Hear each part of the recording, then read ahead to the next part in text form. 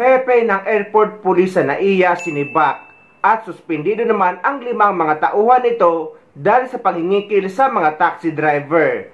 Kung kaya't napipilitan ng mga taxi driver sa NAIA na tagain or singilin ng sobra-sobra sa pamasahe ang mga pasahero, lalong-lalo na ang mga umuuwing OFW.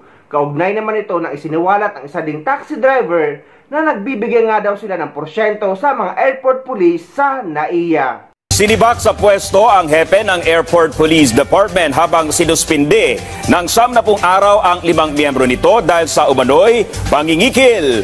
Bahagi ito ng mas pinaigting na kampanya kontra iligal na mga aktibidad sa loob ng Ninoy Aquino International Airport o NAIA. Kabilang na ang tinatawag na 60-40 scheme kung saan 40% ng kita ng mga taxi driver ay napupunta umano sa ilang tiwaling airport police personnel.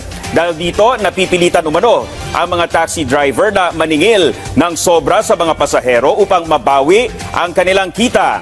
Ayon kay Manila International Airport Authority General Manager Eric Ines, nagpapatupad sila ng balasahan sa hanay ng airport police upang masawata ang katiwalian.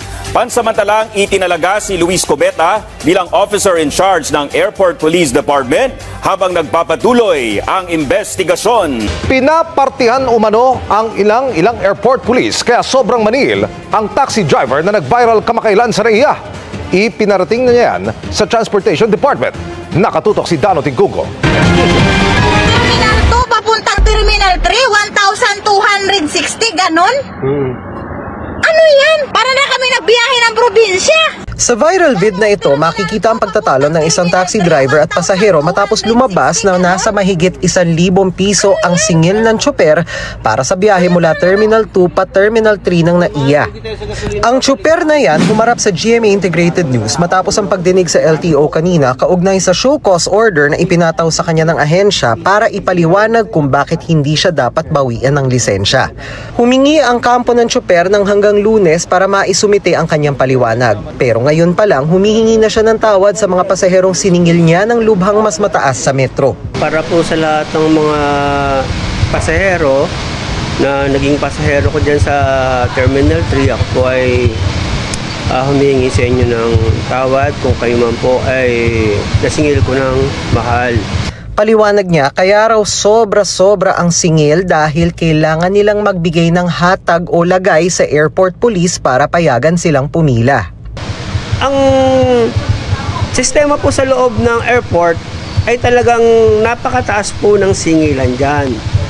At yan po ay nalalaman ng lahat ng mga empleyado, kahit nga gwardiya po ay alam po yan, yung sistema na yan dyan. At yan, lalong-lalo na yung mga tinatawag na APD natin dyan. Alam po nila yan yung sistema na yan dyan. Kasi kami mga driver sa labas, pag kami hindi nakapagbigay para sa APD, tumatawag po yan ng mobile, matik po yan, paparadahan kami, kakatin kami yan sa may labas. Titikitan po kami yan. At yung ticket na yun po ay pang LTO, at tutubos kami sa LTO.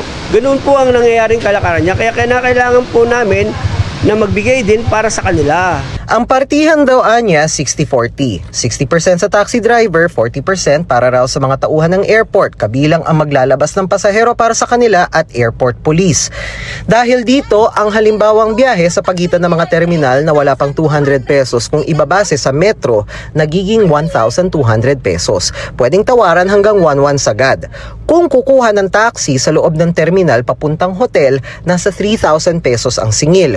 Kung sa kanila sasakay, 1,000 pesos daw ang pinakamababang singil.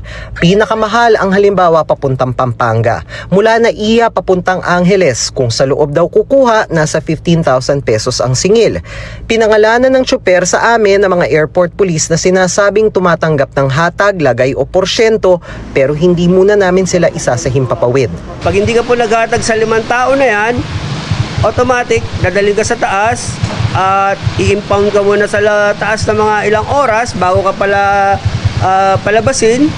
Sa madaling salita, naubos na yung oras mo sa paghihintay doon sa itaas na nakadetain ka dahil nga sa hindi ka naghahatag sa kanila. Itinanggi na ng MIAA ang umano'y sabwatan. Walang pakialam ang airport police sa tara ng pamasahe sa loob po ng airport. Kami po, ma'am, definitely the airport police, if I may say that, hindi po kami nakikialam or the airport police does not interfere with any of these, yung pricing po ng ating mga fares, no, ng ating mga public utility vehicles po dyan. Rest assured naman po, no, it has always been with any government agency po. Pag nalaman po namin na meron pong pagkukulang, especially with regard to our employees, gagawan po natin ng rapat-dapat na tugon, no? Yung mga yan. Sa atin naman kasi pag ganitong mga kaso ay sibak lang. Dapat pinaparusahan ito, kinukulong at pinapanagot sa batas. Dahil sa ganyan lang ay hindi ito natitigil at paulit-ulit na lang dahil nga wala silang kinakatakutan.